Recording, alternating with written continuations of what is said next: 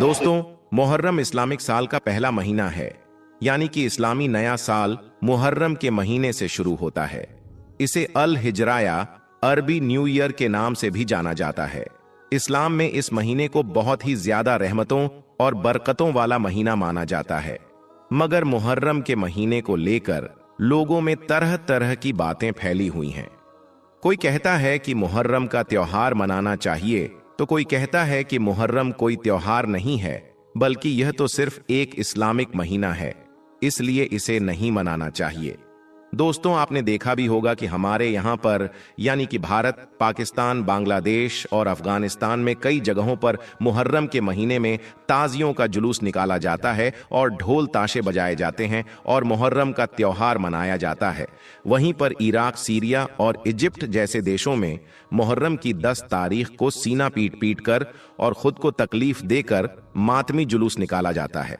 मगर अब सवाल यह उठता है कि जिस देश से इस्लाम धर्म की शुरुआत हुई, यानी कि सऊदी अरब में मुहर्रम के त्योहार को किस तरह से मनाया जाता है। सऊदी अरब में मुहर्रम की 10 तारीख को कौन कौन से काम किए जाते हैं। आज की इस वीडियो में हम आपको इसी सवाल का जवाब देने वाले हैं और आपको बताने वाले हैं कि सऊदी अरब में मुहर्रम के त्योहार को किस तरह से मनाया जाता है। सऊदी अरब में मुहर्रम की 10 तारीख को कौन कौन से काम किए जाते हैं, जानकर आप भी हैरान रह जाओगे। इसलिए आज का यह वीडियो आप सभी के लिए बहुत खास है। आप इसको आखिर तक जरूर देखें और मेहरबानी करके इसे शेयर भी कर दें, ताकि यह जानकारी और भी लोगों के पास में पहुंच जाए। दोस्तों, मुहर्रम इस्लामिक साल का पहला महीना है और इसी महीने की 10 तारीख को अल्लाह के प्यारे नबी हजरत मोहम्मद सल्लल्लाहु अलैहि वसल्लम के प्यारे नवासे हजरत इमाम हुसैन रज़ियल्लाहु ताला अन्हो को करबला के मैदान में अपने 72 अजीजों के साथ में शहीद कर दिया गया था। और जैसा कि आप सब लोग जानते होंगे कि हजरत इमाम हुसैन को शहीद करने वाले कोई काफिर लोग नहीं थे, यानी कि कोई गैर मुस्लिम लोग नहीं थे, बल्कि वह अपने आप को मुसलमान कहलाए जाने वाले लोग ही थे। और यही नहीं, वह आपस में एक दूसरे के रिश्तेदार भी थे। जिन लोगों ने हजरत इमाम हुसैन और उनके साथियों के साथ में करबला में जंग की, जिन लोगों ने हजरत इमाम हुसैन और उनके अजीज की बेरहमी से शहीद किया, हम उनको मुसलमान नहीं समझते हैं, बल्कि हम उनको मुनाफिक समझते हैं। याद रखें, मुनाफिक उन लोगों को कहते हैं जो ईमान लाने के बाद में फिर जाते हैं, यानी कि ईमान लाने के बाद अपनी बात से, अपने ईमान से पीछे हट जाते हैं और काफिर बन जाते हैं। और फिर ऐसे लोग कहने को तो मुसलमान ही होते हैं, लेकिन ऐसे लोगों के दिलों पर अल्लाह मोहर लगा देता है और फिर ऐसे लोग अल्लाह की नजर में मुनाफिक हो जाते हैं। तो दोस्तों, करबला के मैदान में यही वह मुनाफिक लोग थे जिन्होंने हजरत इमाम हुसैन और उनके छोटे छोटे बच्चों को 3 दिन तक भूखा प्यासा रखकर शहीद कर दिया था। बस उन्हीं की याद में, यानी कि हजरत इमाम हुसैन की शहादत को याद रखते हुए ही 10 मुहर्रम के दिन मुसलमान मुहर्रम का त्योहार मनाते हैं। याद रखें, हजरत इमाम हुसैन अल्लाह के प्यारे नबी हजरत मोहम्मद सल्लल्लाहु अलैहि वसल्लम के नाती थे, यानी कि आपकी प्यारी और लाडली बेटी हजरत फातिमा के बेटे थे। हजरत इमाम हुसैन को 10 मुहर्रम के दिन करबला के मैदान में शहीद कर दिया था, जिनकी याद में मुहर्रम का त्योहार मनाया जाता है। इस वजह से कुछ लोग इस दिन ताजिया निकालते हैं, ढोल ताशे बजाते हैं और मातमी जुलूस निकालते हैं। अब आप सोच रहे होंगे कि 10 मुहर्रम के दिन भारत, पाकिस्तान, बांग्लादेश और अफगानिस्तान में ताजिया निकालकर और ढोल ताशे बजाकर मुहर्रम मनाया जाता है, तो फिर सऊदी अरब में यह मुहर्रम किस तरह से मनाया जाता है। तो इस हवाले से हम आपको बता दें कि इस वक्त आप अपने मोबाइल की स्क्रीन पर जो यह वीडियो देख रहे हो, यह वीडियो सऊदी अरब का है। सऊदी अरब में कुछ जगहों पर, खास करके जहां पर शिया लोग ज्यादा रहते हैं, उस जगह पर इस तरह से मातम करके मुहर्रम का त्योहार मनाया जाता है और हजरत इमाम हुसैन की याद को ताजा किया जाता है। क्योंकि सऊदी अरब के कानून के मुताबिक आप यहां पर किसी भी किस्म का कोई ताजिया नहीं बना सकते हैं, और ना ही यहां पर ढोल नगाड़ा बजा सकते हैं, और ना ही यहां पर कोई अलम उठा सकते हैं। यानी कि मुहर्रम के महीने में आप सऊदी अरब में यह ताजियादारी और यहां ढोल ताशे नहीं बजा सकते हैं। और हम आपको बता दें कि यहां केवल सऊदी अरब का ही कानून नहीं है, बल्कि सारे अरब देशों में यही कानून है। आपको पूरे अरब देशों में कहीं पर भी कोई ताजियादारी नजर नहीं आएगी, ना ही सऊदी अरब में, ना ही दुबई और ना ही कतर और बहरीन में। दोस्तों, मैं आपको बता दूं कि इससे पहले मैं खुद सऊदी अरब में 6 साल तक काम कर चुका हूं। मैंने यहां पर कहीं पर भी कोई ताजियादारी या फिर ढोल नगाड़े नहीं देखी है और ना ही यहां पर कहीं पर कोई मातमी जुलूस निकलते हुए देखा है। यहां पर मुहर्रम को सिर्फ इस्लामिक नए साल के तौर पर देखा जाता है। इसके अलावा यहां पर मुहर्रम के महीने का कुछ पता ही नहीं होता है कि कब मुहर्रम का महीना शुरू हो जाता है और कब खत्म हो जाता है। हमारी यहाँ की तरह सऊदी अरब में ना ही किसी किस्म का कोई ताजिया बनाया जाता है और ना ही कहीं पर कोई ताजिया निकाला जाता है। लेकिन हाँ, मैंने सऊदी अरब में यह जरूर देखा है कि यहाँ पर 9 और 10 मुहर्रम के दिन कुछ लोग हैं जो रोजा जरूर रखते हैं और हुसैन की याद को मनाते हैं। इसके अलावा यहाँ पर कुछ भी नहीं किया जाता है।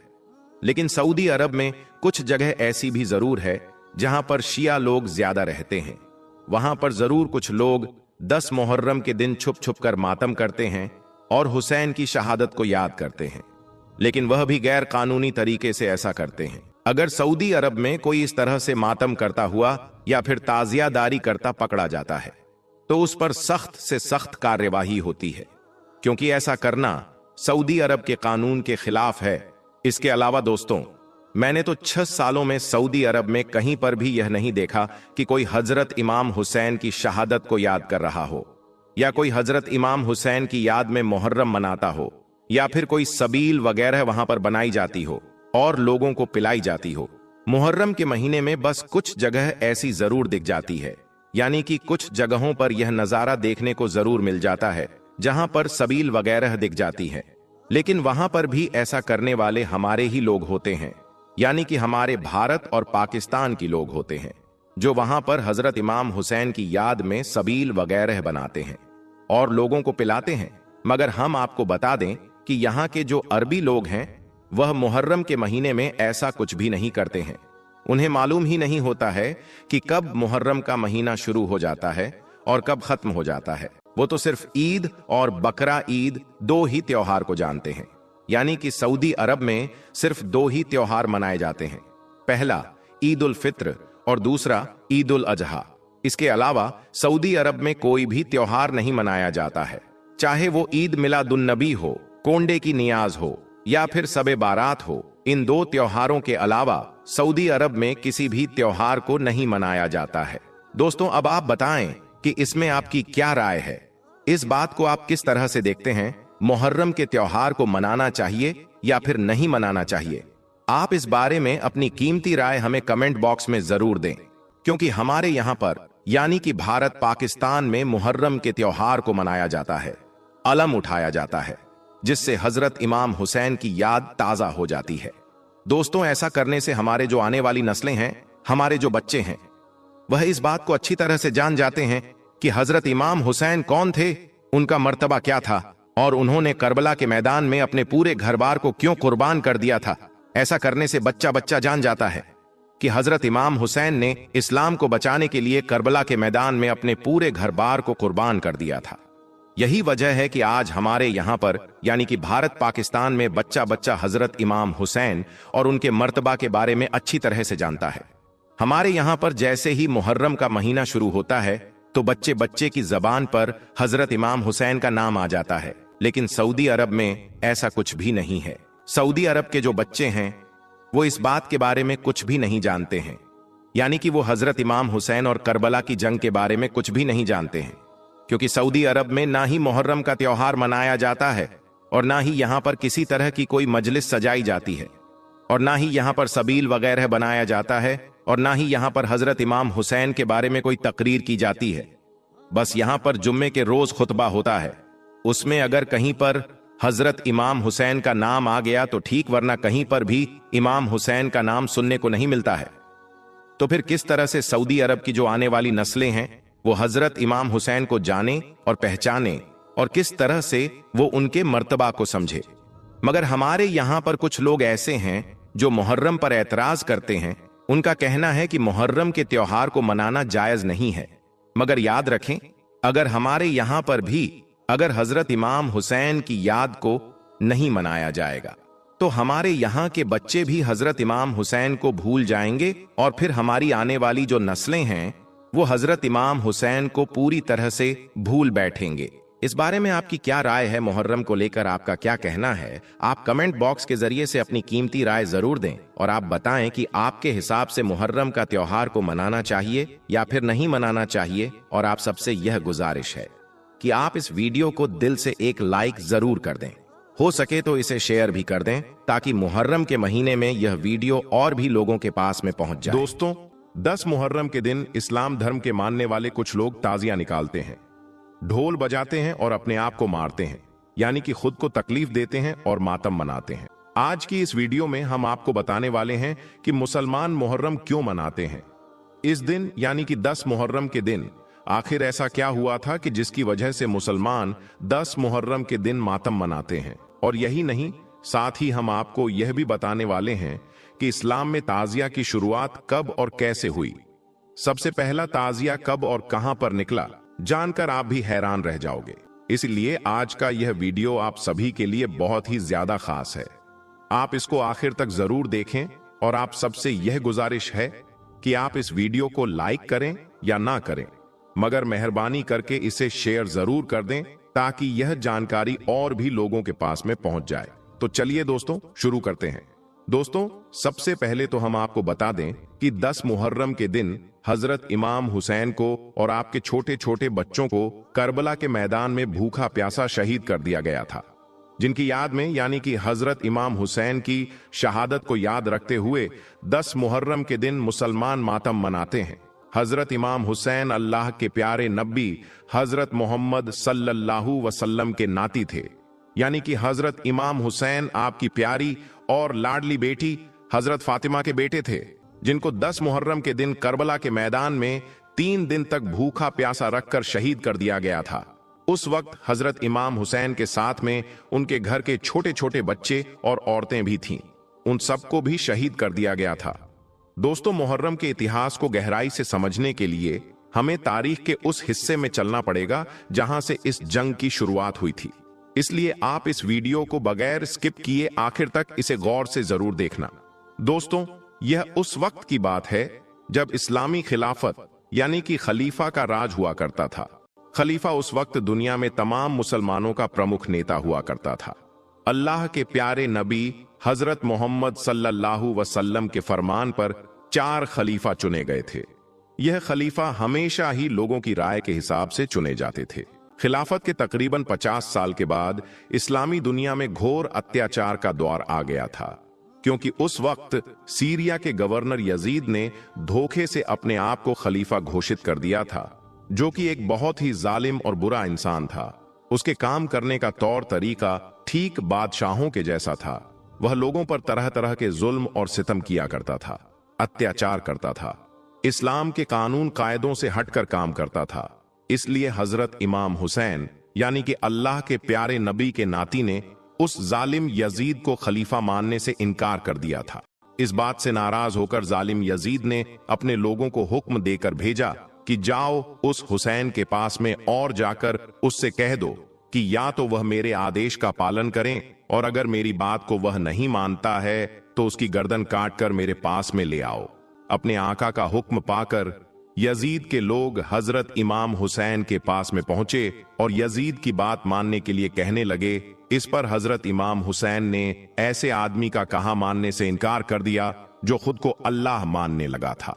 हजरत इमाम हुसैन ने कहा कि मैं एक ऐसे जालिम, व्यभिचारी, भ्रष्टाचारी और खुदा को ना मानने वाले के आदेश को कभी नहीं मानूंगा। इसके बाद हजरत इमाम हुसैन अपने बीवी बच्चों को साथ लेकर मक्का शरीफ में चले गए। लेकिन इधर दूसरी तरफ जब यजीद ने इमाम हुसैन की बात को सुना तो वह गुस्से से लाल हो गया और फिर उसने अपने लोगों को यात्री बनाकर मक्का में भी भेज दिया और हजरत इमाम हुसैन को मारने का आदेश दे दिया। जब यह बात हजरत इमाम हुसैन को पता चली तो वो जैसे तैसे करके अपने परिवार के साथ में ईरान की ओर रवाना हो गए, क्योंकि हजरत इमाम हुसैन खून खराबा से बचना चाहते थे। इसलिए फिर वह अपने बीवी बच्चों और खुद साथियों के साथ में ईरान के करबला में जाकर रहने लगे। लेकिन यजीद की फौज वहां पर भी पहुंच गई और जाकर उसने सबसे पहले पानी की फुरात नहर पर अपना कब्जा जमा लिया। उस वक्त हजरत इमाम हुसैन ने उस फौज से कहा कि मुझे 1 रात की मोहलत दे दो, ताकि मैं अल्लाह की इबादत कर सकूं। उस रात को आशूरा की रात कहा जाता है। उस पूरी रात को हजरत इमाम हुसैन ने अल्लाह की इबादत की। फिर जैसे ही सुबह हुई तो जंग शुरू हो गई। जंग में हजरत इमाम हुसैन के तमाम साथी शहीद हो गए। और यही नहीं, हजरत इमाम हुसैन का 6 महीने का बेटा अली असगर प्यास से बेहाल होने लगा था। यह देखकर हजरत इमाम हुसैन उसे लेकर जंग के मैदान में गए और यजीद की फौज से कहा कि मेरे मासूम बेटे को पानी पिला दो। लेकिन यजीद की फौज को ना ही उस मासूम बच्चे की हालत पर तरस आया और ना ही उन्होंने हजरत इमाम हुसैन की कोई बात को माना। नतीजा यह निकला कि नन्हा अली असगर भी अपने बाबा हुसैन की बाहों में तड़प तड़प कर दम तोड़ दिया। आखिर में उस जालिम फौज ने हजरत इमाम हुसैन को भी शहीद कर दिया। इस तरह से इमाम हुसैन और उनके घर वालों ने इस्लाम और इस्लाम के रसूलों के लिए अपने आप को कुर्बान कर दिया। यही वजह है कि खुदा के इस नेक बंदे की शहादत की याद में मुसलमान 10 मुहर्रम के दिन मातम मनाते हैं। अब आपको बताते हैं कि मुहर्रम के महीने में ताजिए की शुरुआत कैसे हुई, इसके पीछे की क्या कहानी है, इसके पीछे का क्या वाकया है। दोस्तों, सन 1370 की बात है। उस वक्त भारत, पाकिस्तान, बांग्लादेश और अफगानिस्तान ये सब देश शामिल में ही थे।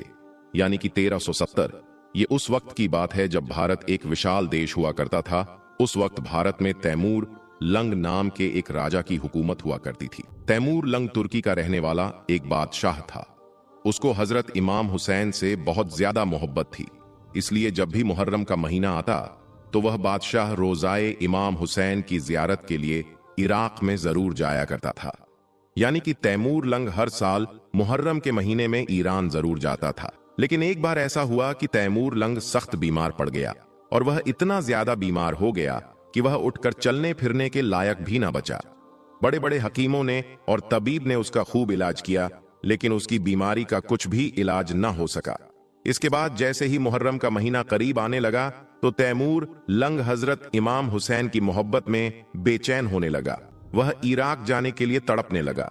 लेकिन इस बार वह इस हालत में नहीं था कि वह रोजा इमाम हुसैन की जियारत करने के लिए इराक में जा सके, क्योंकि हकीम और तबीब ने उसको सफर के लिए मना कर दिया था। यह देखकर तैमूर लंग अपने बिस्तर पर पड़ा पड़ा परेशान रहने लगा। उस वक्त तैमूर लंग का एक खास मंत्री था जो कि सिया समुदाय से था। वह सबसे खास मंत्रियों में से एक मंत्री था। एक दिन बादशाह तैमूर लंग ने उसको अपने पास में बुलाया और अपनी इस परेशानी के बारे में उसको बताया और साथ ही उससे कहा कि वह कोई ऐसा रास्ता निकाले कि वह किसी भी तरह से रोजाए इमाम हुसैन की जियारत कर सके। बादशाह की इस परेशानी को देखकर फिर उस सिया मंत्री ने अपने तमाम आवाम में ऐलान करवा दिया कि जो भी कोई रोजा इमाम हुसैन की शक्ल में, यानी कि जो भी कोई उसका हूबहू नक्शा बनाकर लाएगा, उसको बादशाह की तरफ से एक बहुत बड़ा इनाम दिया जाएगा। यह सुनकर फिर उस जमाने के जो बड़े बड़े कलाकार थे, उन सब ने मिलकर रोजाए इमाम हुसैन के जैसा मॉडल बनाना शुरू कर दिया। इसके लिए उन्होंने बांस की लकड़ियों का इस्तेमाल किया। आखिरकार उन्होंने बांस की लकड़ियों को जोड़ जोड़कर रोजाए इमाम हुसैन के जैसा नक्शा बना दिया। फिर उसको खजूर के पत्तों से और दूसरी चीजों से सजाया गया। आखिर में जब यह मॉडल पूरी तरह से बनकर तैयार हो गया तो फिर उसको बादशाह तैमूर लंग के सामने पेश किया गया। रोजाए इमाम हुसैन का मॉडल देखकर बादशाह बहुत खुश हुआ। इसलिए फिर बादशाह ने उन कलाकारों को बहुत सारा इनाम दिया। हम आपको बता दें कि यह बात सन 170 की है। उस दिन पहली बार यहाँ ताजिया बनकर तैयार हुआ था। जिन ताजियों को आज हम और आप देख रहे हैं, उनकी शुरुआत उसी दिन से हुई थी। दोस्तों, इसके बाद तैमूर लंग के उस ताजी की चर्चा दूर दूर तक होने लगी और यही नहीं, रशिया और चाइना के कई हिस्सों में भी यह बात फैल गई। इसके बाद जिन लोगों को हजरत इमाम हुसैन से सच्ची मोहब्बत थी, वो सब लोग इस ताजिया की जियारत करने के लिए आने लगे। अब हर साल तैमूर लंग को खुश करने के लिए तरह तरह के ताजिए बनाए जाने लगे। मगर हम आपको बता दें कि तैमूर लंग का यह काम ज्यादा दिनों तक नहीं चल सका, क्योंकि एक दिन अचानक ही बादशाह की मौत हो गई। लेकिन तब तक ताजिया बनाने का यह रिवाज पूरे भारत में नहीं बल्कि दुनिया के कई और हिस्सों में भी फैल चुका था। इसके बाद धीरे धीरे भारत का बंटवारा होने लगा। भारत, पाकिस्तान, बांग्लादेश और अफगानिस्तान ये सब देश अलग अलग हो गए, मगर ताजिया बनाने का रिवाज वैसे ही चलता रहा। यही वजह है कि इन देशों में आज भी मुहर्रम के महीने में ताजिया बड़ी धूमधाम के साथ में निकाला जाता है। हम आपको बता दें कि ताजिया निकालने का यह रिवाज भारत से ही शुरू हुआ था, इसलिए आज भी यह रिवाज भारत के आसपास में फैला हुआ है, यानी कि इन्हीं देशों में सिर्फ यह ताजिया निकाला जाता है। इसके अलावा सऊदी अरब समेत किसी भी इस्लामिक देश में यह ताजिया नहीं निकाला जाता है। उम्मीद करता हूं कि आज की हमारी यह जानकारी आपको पसंद आई होगी। अगर आपको आज का यह वीडियो अच्छा लगा हो तो आप इसे दिल से एक लाइक जरूर कर दें और मेहरबानी करके इसे शेयर भी कर दें, ताकि और भी लोगों के पास में यह जानकारी पहुंच जाए।